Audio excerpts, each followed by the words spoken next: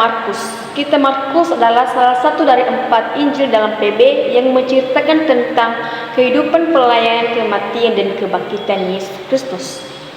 Penulis dalam Markus ini yaitu Markus sendiri. Tema Yesus adalah hamba, kata kunci pelayanan. Waktu penulisan 55 sampai 60 Masehi, ditulis untuk orang percaya di Romawi. Latar belakang kitab Markus di antara keempat Injil, Injil Markus merupakan kisah yang paling singkat tentang permulaan Injil tentang Yesus. Saya akan menjelaskan bahwa Injil Markus adalah salah satu kisah sejarah yang menyajikan suatu gambaran tentang diri dan karya Yesus Kristus. Dalam Markus pasal 1 ayat 1, sekalipun nama penulis tidak disebut dalam kitab itu sendiri, Injil Markus kemungkinan besar ditulis oleh Yohanes Markus, seorang rekan Paulus dan Barnabas. Ia menulis di Roma untuk orang percaya di Romawi. Tujuan penulisan kitab Markus ini sekitar tahun 60 Masehi di bawah pemerintah Kaisar Nero.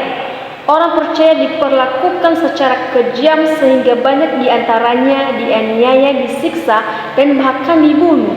Oleh karena itu, Yohanes Markus digerakkan oleh Roh Kudus untuk menulis Injil ini dengan tujuan untuk memperkuat dasar iman orang percaya yang ada di Roma, bahkan mendorong untuk tetap setia dalam menderita. Sekarang saya akan menjelaskan muatan teologis. Dalam muatan teologis ada yang namanya disebut kristologis yang ditindakan. Saya akan menjelaskan bahwa dalam Injil Markus yang disebut kristologi yang ditindakan, istilah kristologi yang ditindakan merujuk pada cara Injil Markus menggambarkan siapa Yesus melalui tindakannya, bukan terutama lewat ajaran panjang atau diskusi teologis. Ini menjadi ciri khas dari Injil Markus. Kristologi yang ditindakan dalam Injil Markus, Yesus yang dikenal lewat apa yang ia lakukan. Markus tidak banyak menjelaskan siapa Yesus lewat teori, tetapi menunjukkan identitasnya lewat mujizat, pengusiran setan, penyembuhan, dan kuasa atau alam. Misal, Yesus menyembuhkan orang sakit. Kita boleh lihat dalam Markus pasal 1 ayat 29 sampai 34. Yesus mengusir roh jahat. Dalam Markus pasal 1 ayat 23 sampai 68, Yesus menenangkan badai. Dalam Markus pasal 4 ayat 35 sampai 40. Sekarang saya akan menjelaskan tentang presentasi mengenai Allah. Ini berbicara tentang kerajaan Allah. Siapa Allah itu yang diperkenalkan melalui Yesus, yaitu melalui ucapannya. Yesus kita dikenal Allah sebagai Raja, sebagai Bapa, sebagai Maha Kudus. Yesus adalah Juru Selamat, sebagaimana yang dinyatakan melalui tindakan Yesus yang menyembuhkan dan mengampuni dosa kita sebagai manusia. Pada puncaknya, kepada kita dinyatakan Dia sebagai Allah yang Maha Baik dengan mengutus putranya untuk memenuhi misi penyelamatan dan menjadi tebusan melalui kematiannya. Sebagaimana coba kita lihat bagaimana Allah suci, Dia rela menjadi manusia, bisa kita baca dalam Filipi pasal 2 ayat 6 sampai 7. Sekarang saya akan menjelaskan kerajaan Allah. Kerajaan Allah sudah dekat melalui Yesus Kristus. Kita bisa baca dalam Matius pasal 6 ayat 23 begini firman Tuhan, "Cari dahulu kerajaan Allah dan kebenarannya, maka semuanya itu ditambahkan kepada." Kerajaan itu adalah yang menunjukkan kepada kehadiran pemerintahan Allah, mengintervensi sejarah dan pengalaman hidup manusia untuk mewujudkan kuasa. Sekarang saya akan menjelaskan pemuridan. Injil Markus tidak hanya menceritakan tentang Yesus dan apa yang telah Allah lakukan melalui Dia, tetapi Tuhan berkata, "Ikutlah aku." Tujuannya apa? Pemuridan yaitu untuk Yesus untuk memberitakan Injilnya kepada orang yang belum percaya. Bagi Markus, hal kerajaan dan pemuridan keduanya terjadi menjadi satu. Sekarang saya akan menjelaskan misi. Pemurnian misi kerajaan Allah. Yesus datang di dunia untuk apa? Untuk misinya yaitu untuk menyelamatkan orang berdosa. Sekarang saya akan menjelaskan penebusan dan keselamatan. Penebusan dan keselamatan dalam Injil Markus didesain sebagai keharusan ilahi yang sesuai dengan rencana Allah. Penebusan dan keselamatan itu melalui Yesus Kristus, tidak lagi kepada pendeta, Roh Kudus, tetapi kepada Yesus Kristus. Saya akan menjelaskan eskatologis. Ini berbicara tentang akhir zaman di mana menyatakan waktunya telah tiba. Ini pernyataan Yesus di dalam Markus pasal 1 ayat 15 bahwa waktu penggenapan itu telah tiba. Di sini ada kerajaan Allah hadir dalam sejarah. Apa maksudnya itu? Yaitu saya akan menjelaskan kerajaan Allah sudah dekat. Bertobatlah, percaya kepada Injil. Kerajaan Allah itu Allah memberitakan kabar baik melalui Yesus. Sekarang saya akan menjelaskan bab 5 Injil Lukas. Injil Lukas ini adalah kitab pertama dari kedua kitab yang dialamatkan kepada seorang yang bernama Theophilus. Penulis yaitu Lukas sendiri. Temanya Yesus adalah manusia yang ideal atau yang dikatakan manusia yang sempurna. Dengan kata kunci anak manusia. Mengapa Yesus disebut? Karena dia dari seorang yang bernama Maria. Surah Lukas ini ditulis kepada Theophilus dan semua orang percaya, bukan Yahudi. Latar belakang kitab Lukas ini adalah Injil Lukas adalah kitab pertama dari kedua kitab yang dialamatkan kepada Theophilus. Kita bisa baca dalam Kisah Para Rasul pasal 1 ayat 1 dilanjut dengan pasal 3 Kisah Para Rasul pasal 1 ayat 1. Walaupun nama penulis tidak dicantumkan dalam kedua kitab tersebut, tetapi bukti yang kuat dalam kitab-kitab itu sendiri menunjukkan bahwa Lukas yang menulis kedua kitab itu. Kita melihat Lukas sendiri seorang petobat Yunani, sehingga Roh Kudus yang mendorong dia untuk menulis kitab ini yang ditujukan kepada Theophilus. Itu sendiri artinya seorang yang mengasihi Allah. Kisah ini terdiri atas dua bagian, yaitu dalam Lukas ini terdiri dari dua bagian. Yang pertama yaitu kelahiran dan pencurahan Roh Kudus. Sebelumnya kita melihat bahwa Yesus memiliki dua natur, yaitu natur Allah dan natur manusia. Di sini dijelaskan bagaimana kehidupan dan pelayanan Yesus di saat dia berada di dunia. Pelayanan Yesus kita dapat melihat di saat dia melakukan mujizat. Tentunya di sini kita melihat apa saja mujizat-mujizat yang dilakukan oleh Yesus, yaitu mengubah air menjadi anggur, menyembuhkan orang sakit, bahkan membangkitkan orang yang sudah mati. Yesus Kristus mengalami kematian dan kebangkitan dan kenaikan. Kemudian pencurahan Roh Kudus di Yerusalem dan perkembangan selanjutnya dari gereja mula-mula. Ini adalah setelah kenaikan Yesus di surga, setelah mereka menyaksikan mujizat-mujizat yang telah dilakukan oleh Yesus. Disitulah terbentuknya kesatuan dalam jemaat. Mula-mula di situ mereka memberi diri untuk dibaptis dan mau menerima ajaran-ajaran yang diajarkan oleh para rasul itu sendiri. Yang satu-satunya adalah Petrus yang telah diurapi oleh Yesus Kristus setelah ia menerima wahyu yang diberikan oleh Yesus Kristus. Tujuan penulisan dalam kitab ini adalah supaya orang-orang mengetahui dengan pasti kebenaran yang dapat diajarkan kepada mereka secara lisan, dan supaya orang-orang mengetahui silsilah Yesus sebagai manusia yang sempurna. Sekarang saya akan menjelaskan muatan teologis. Yang pertama, pemberitaan tentang kerajaan Allah. Kerajaan Allah adalah isi pemberitaan Yesus itu sendiri, yang dipakai dalam Injil Lukas yang dalam menyatakan tindakan Allah dalam sejarah manusia untuk mewujudkan pelayanan Yesus. Nomor 2, gambaran-gambaran tentang Yesus. Dalam kitab Lukas ini menyatakan bagaimana gambaran-gambaran tentang Yesus selagi dia ada di dunia, di mana dia peduli pada orang-orang bukan Yahudi, kenal bagi orang miskin, kenal bagi kaum perempuan, dan kenal bagi pengucukan dan orang-orang berdosa.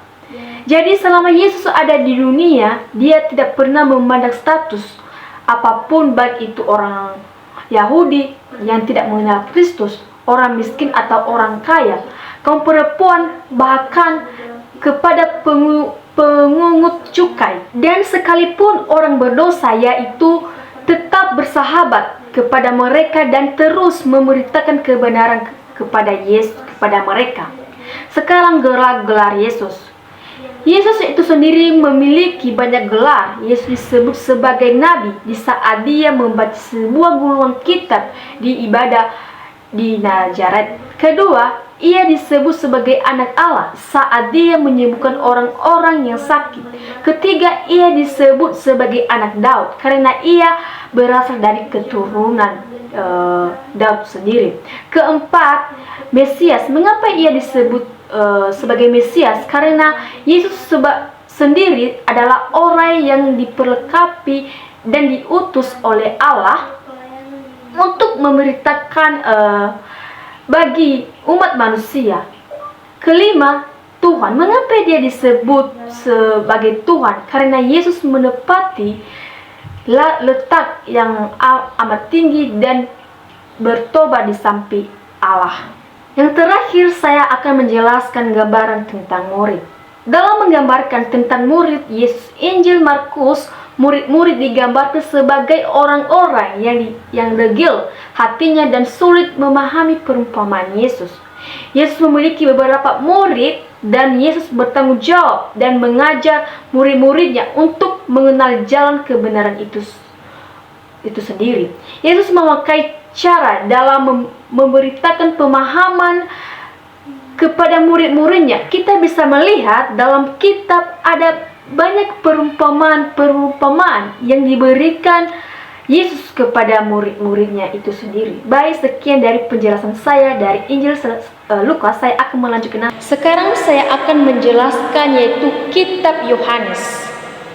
Kitab Yohanes adalah salah satu dari 4 Injil dalam Perjanjian Baru. Secara tradisional, penulis Injil ini adalah Rasul Yohanes. Kita boleh baca dalam Yohanes pasal 21 ayat 20 dilanjutkan dengan pasal 28. Anak Zebedeus, murid terdekat Yesus, ia menulis berdasarkan kesaksian Yohanes. Dalam kitab Yohanes yaitu ada yang namanya tema. Temanya yaitu firman Allah yang menjadi manusia. Sebagai kata kuncinya kehidupan. Waktu penulisan kitab ini 80 sampai 90 Masehi. Kitab Yohanes ini dialamatkan atau dikirim di Efesus dan ditujukan kepada jemaat Asia kecil.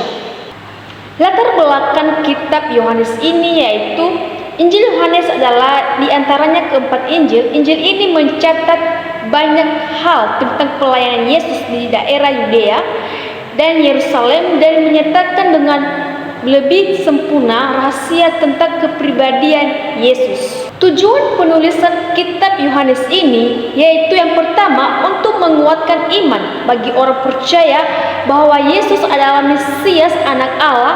Kita boleh baca dalam Yohanes pasal 20 ayat 31. Kedua, untuk melawan ajaran sesat terutama yang menyangkal kemanusiaan atau keilhalahian Yesus. Yang terakhir, untuk memperlihatkan bahwa keselamatan hanya melalui iman kepada Yesus Kristus. Sekarang saya akan menjelaskan muatan teologis. Baik, saya akan menjelaskan ini menekankan bahwa Yesus adalah firman atau yang disebut dalam bahasa Yunani itu logos yang kekal dan menjadi manusia. Kita bisa baca dalam Yohanes pasal 1 ayat 1 sampai 18.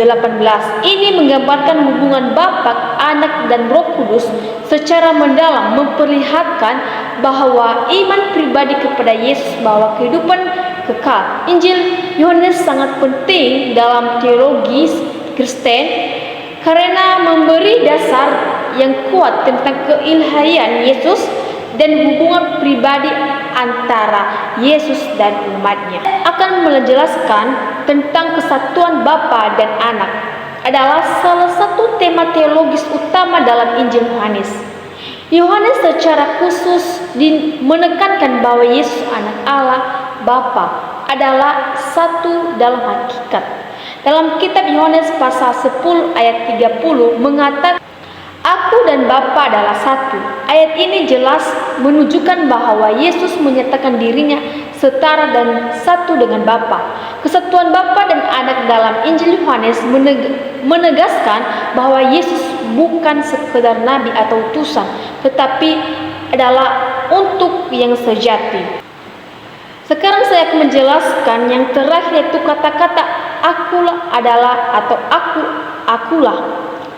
Ini merupakan ungkapan yang bersifat pernyataan kepada para pembaca.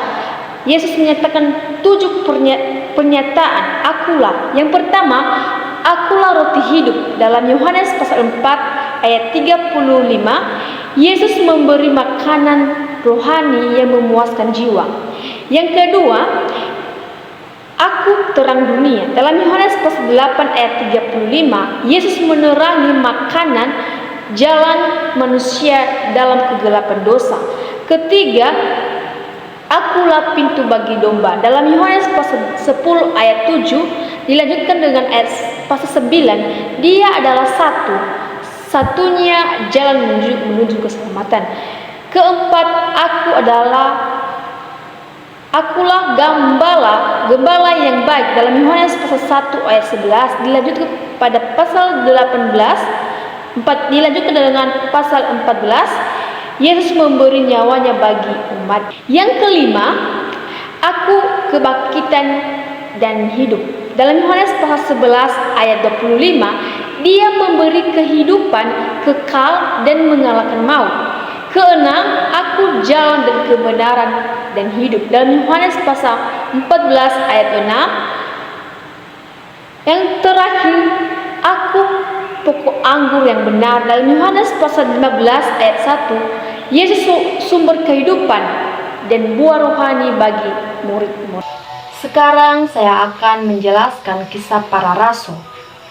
Kisah para rasul berbicara tentang penyebaran Injil melalui penjuruhan Roh Kudus. Penulis kisah para rasul ini adalah Lukas. Sebagai temanya adalah penyebaran Injil yang penuh keberhasilan melalui kuasa Roh Kudus.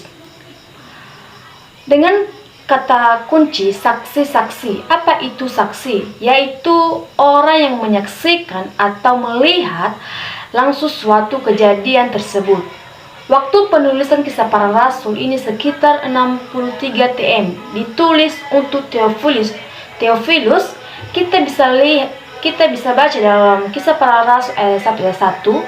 Latar belakang kisah para rasul ini adalah lanjutan dari Injil Lukas, dialamatkan kepada orang bernama Theophilus. Tujuannya adalah untuk melanjutkan catatan sejarah kehidupan Yesus Kristus dan perkembangan awal gereja Kristen setelah kenaikannya ke surga. Tujuan penulis kitab ini adalah Lukas menulis kisah para rasul untuk menunjukkan bagaimana Roh Kudus memimpin para rasul dalam penyebaran Injil.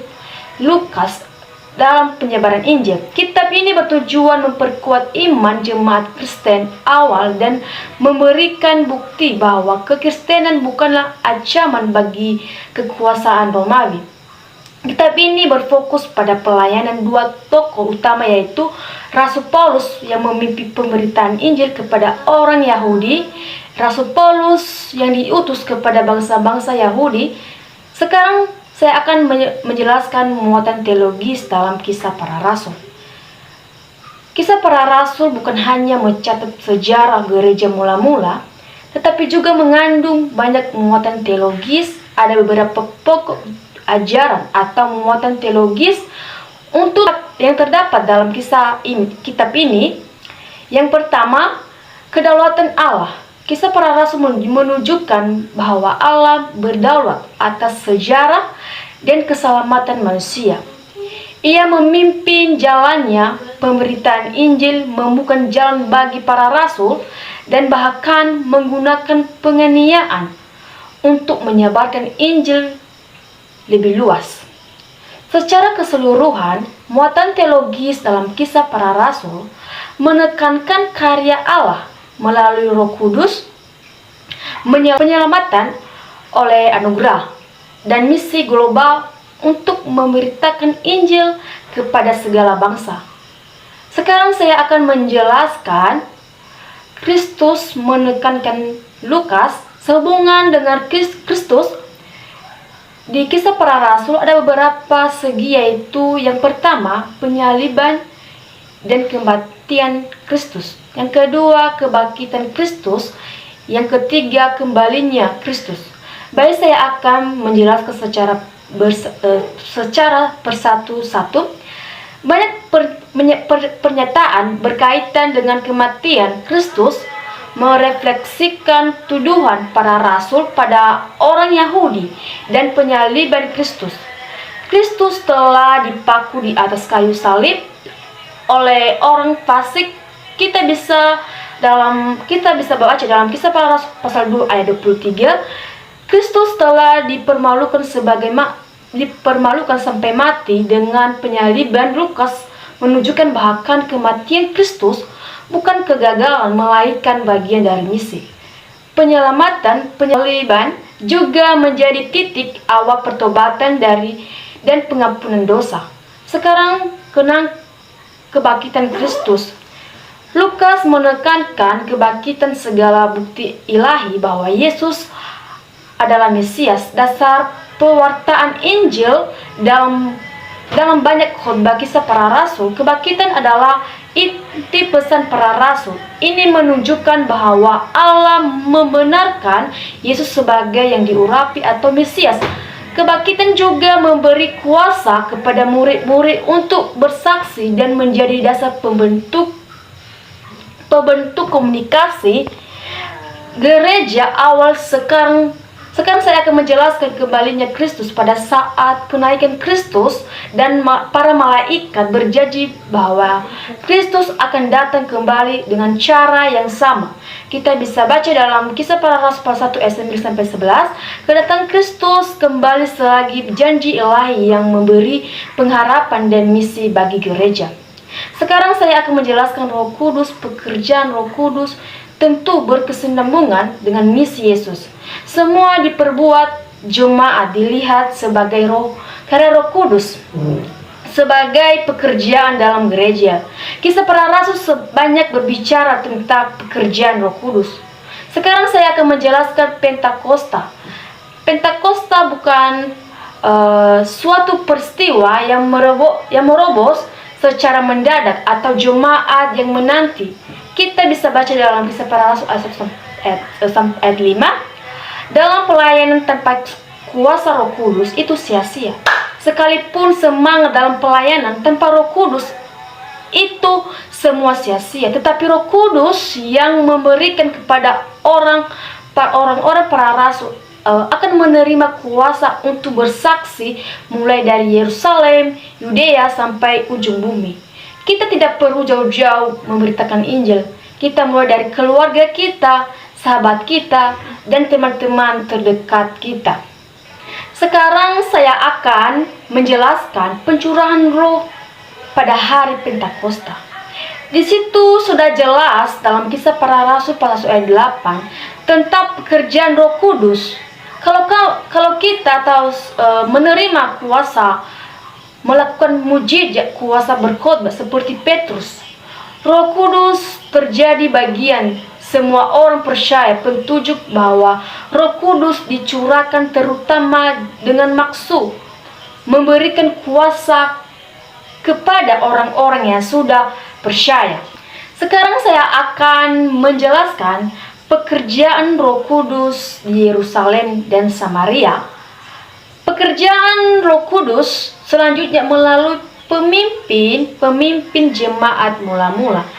Ini adalah Roh Kudus memberikan keberanian bersaksi seperti yang belum mendengar Injil. Pekerjaan Roh Kudus itu membimbing seorang sudah percaya. Sudah jelas dalam kitab Para Rasul pasal 8 ayat 26 sampai 29 dari tanah Ethiopia. Kira-kira sida-sida itu bertobat, tetapi sida-sida itu sudah mendengar bimbingan dari Roh Kudus. Sekarang saya akan menjelaskan pekerjaan Roh Kudus yang beraneka ragam. Ada dua peristiwa pertobatan yang penting dalam kisah Para Rasul pasal 9 ayat 1 sampai 12 tentang Saulus bertobat dari Tarsus waktu dia bertobat penuh dengan Roh Kudus, dan kedua pertobatan Cornelius. Sekarang saya akan menjelaskan peranan Roh Kudus dalam membuat ini. Mengenai sidang di Yerusalem, salah satu karunia Roh yang dibahas Paulus adalah karunia bernubuat. Sekarang saya akan menjelaskan karya Roh Kudus dalam menyelesaikan pertikaian, sangat penting terutama dalam konteks kehidupan orang percaya dan komunikasi Kristen. Sekarang saya akan menjelaskan Roh Kudus dalam misi. Kepada orang bukan Yahudi, Lukas mencatat bahwa gerakan misi dari Antiokhia kepada bangsa-bangsa bukan Yahudi adalah sebagai prakasa Roh Kudus yang menyuruh jemaat Antiokhia untuk mengkhususkan Barnabas dan Saulus untuk tugas lain. Kita bisa baca dalam Kisah Para Rasul pasal 13 ayat 2. Seluruh pekerjaan misioner Paulus dilihat sebagai pekerjaan dari Roh Kudus.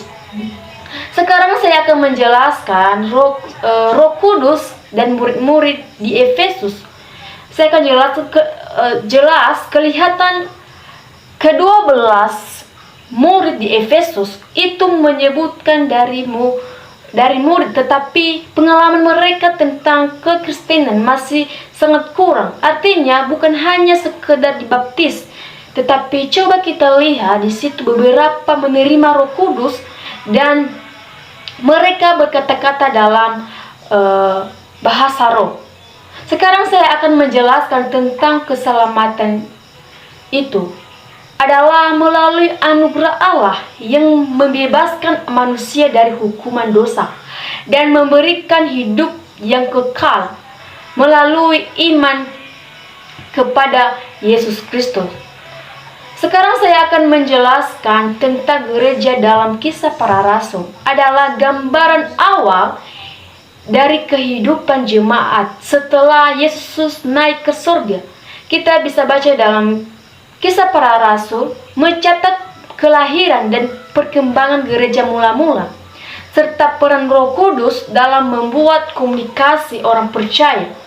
Fungsi gereja adalah sebagai persekutuan dalam tempat ibadah, belajar firman Tuhan dan para rasul, doa bersama dan penyembahan, pertumbuhan iman dan pembinaan rohani.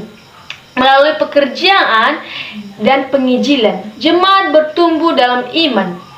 Baik, itu saja dari penjelasan saya dari materi ini, mata kuliah dari Teologi PB. Jika ada kesalahan saya dalam menjelaskan dari tutur kata saya, mohon untuk dimaklumi.